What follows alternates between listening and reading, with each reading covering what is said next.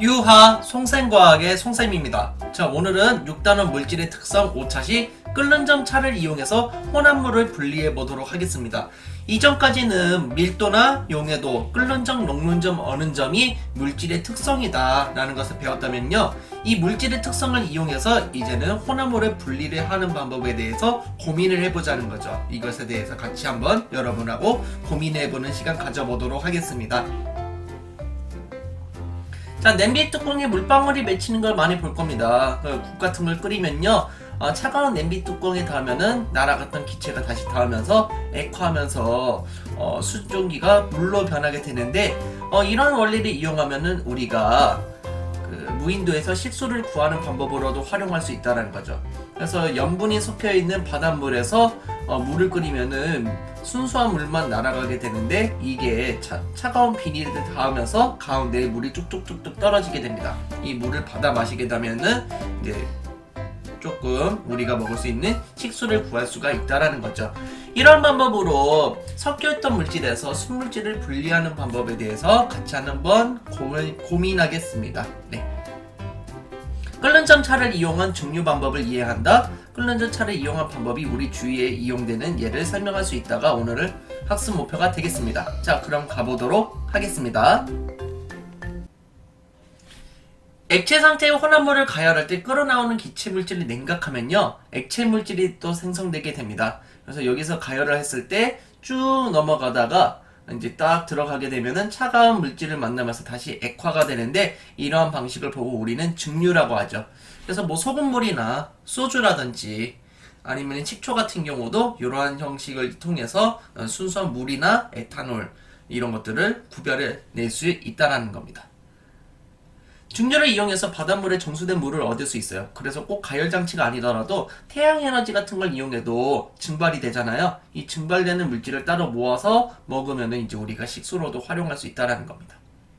자, 물과 에탄올의 혼합물을 증류하는 거를 볼 텐데, 자, 78.2도쯤에서 이렇게 한번 꺾이는 선이 나옵니다. 여기를 딱 보시면요, 대부분 에탄올이 먼저 날아가고 있습니다. 에탄올이 많이 날아가는데 그 중에 일부 물도 기화를 하고 있다는 것을 확인할 수 있네요.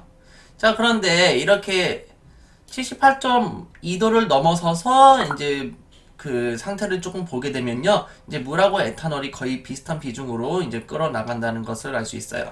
앞에 78.2도일 때는 그 많은 에탄올이 끌어나왔지만 여기서는 물하고 에탄올이 섞여서 끌어나가고 있습니다.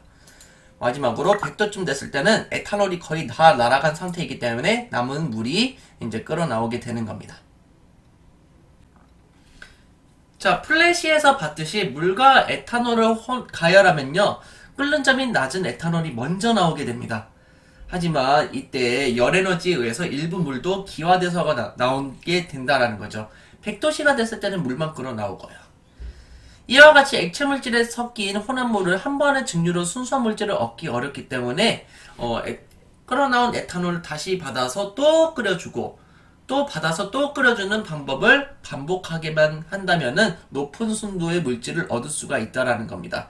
그래서 혼합물에서 주성분인 순물질이 차지하는 비율이 순도인데, 이 순도가 높을수록 귀한 물질이 된다라는 거죠. 그래서 우리가 금 같은 경우도 순도가 높을수록 가치가 더 높아지는 겁니다.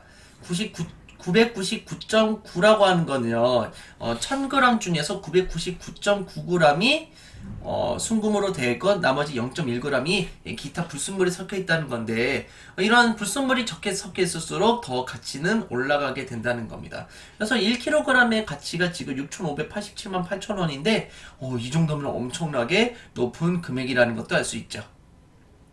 자, 분별 증류 장치는요, 이러한 증류를 여러 번 하는 게 너무 귀찮으니까 한 번의 실험으로 끝낼 수 없을까 하고 고안한 장치가 분별 증류 장치라고 생각하시면 됩니다. 액체 속에다 끓임 쪽을 넣고요, 유리 도막도 설치를 하고 온도계 위치는 여기다 둡니다. 온도계 위치를 여기다 두는 이유는 증기의 온도를 측정해주면 끓는 점을 대략적으로 알 수 있기 때문이고요. 이쪽에선 차가운 물이 흘러요. 차가운 물이 흐른다는 것은 기체로 날아갔던 게 여기서 액체로 변하고요, 다시 액체가 모이게 되는 겁니다.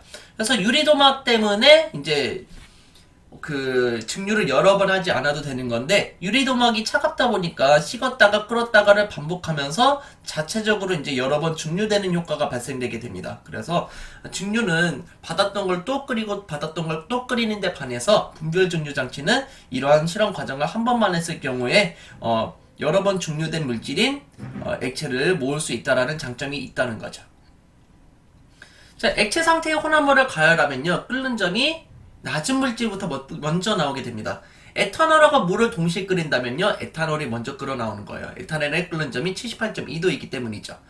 자, 끓어 나온 기체 물질은요, 냉각돼서 찬물 속에 들어있는 시험관에 모이게 되는데, 그러면은 에탄올이 많이 들어있는 물질을 얻을 수가 있다는 겁니다. 소주꼬리를 이용하는 거예요. 그래서 고려시대의 원간섭기 때부터 이런 소주꼬리가 이제 전해지면서 우리가 자체적으로 가정에서도 술을 만들어 먹었었는데요. 탁한 술에서 맑은 술을 얻을 수가 있다는 거죠. 그래서 공부를 발효하여 만든 술에서 에탄올을 증발시키는 거예요. 이 에탄올이 찬물을 만나게 되면 다시 액화되게 되면서 요 병에 또로로로로로 이렇게 들어가게 된다는 겁니다. 그러면은 탁한 술에서 맑은 술을 얻을 수 있다는 것도 확인할 수 있다는 거죠. 뭐 대표적으로 다른 예는 생각해 본다면은 뭐 순수한 물을 얻는 과정, 이런 것도 생각해 볼 수 있죠. 바닷물에서 순수한 식수를 얻는 과정을 이제 우리가 생각해 볼 수도 있겠습니다. 자, 원유 같은 경우는요, 우리가 사우디아라비아 같은 데서요, 원유를 들여와요. 그러면은 GX 칼텍스라든지 SK 주유소 같은 데에서 이제 그런 증류탑 같은 데에서 원유를 끓이게 됩니다. 그러면은 끓는 점이 제일 낮은 게 위쪽으로 올라가게 되고요, 끓는 점이 제일 높은 중유나 아스팔트는 아래쪽으로 내려가게 되는 거예요. 그래서 끓는 점이 낮고 가벼운 물질은 위쪽으로 올라가는데, 석유가스가 LNG나 LPG 같은 겁니다. 그래서 끓는 점이 낮은 물질일수록 위쪽으로 올라가게 되고, 높은 물질일수록 아래쪽으로 내려가게 된다는 사실 기억해 두세요. 그러면은 이렇게 높은 물질과 낮은 물질은 온도 그런 제어 같은 걸 잘 해놓으면은 분리해가지고 우리가 수득할 수 있다라는 사실도 알 수 있습니다.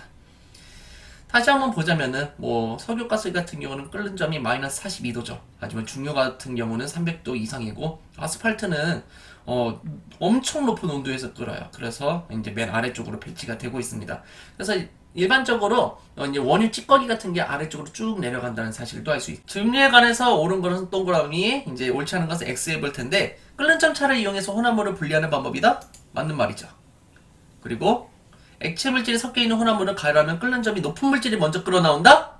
아니죠. 낮은 물질이 먼저 끓어 나오죠. 에탄올하고 물 중에서는 에탄올이 끓는 점이 78.2도고 물의 끓는 점이 100도니까 78.2도인 에탄올이 먼저 나왔다는 거 확인할 수 있었습니다. 자, 문제 한번 풀어볼게요. 어떤 게 정답일까요? 증류는 물질의 녹는 점이다? 아니죠. 끓는 점이죠. 바닷물을 증류하면 소금이 먼저 끓어 나온다? 소금의 끓는 점은요, 엄청 높아요. 그래서 물이 먼저 끓어 나오는 거고, 물과 에탄올의 혼합물을 가열하면 에탄올이 먼저 기화된다. 답은 몇 번? 3번이라는 거죠.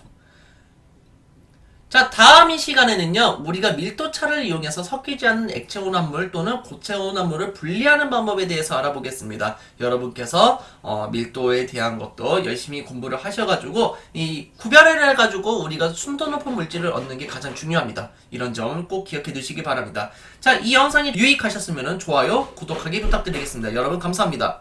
빠이.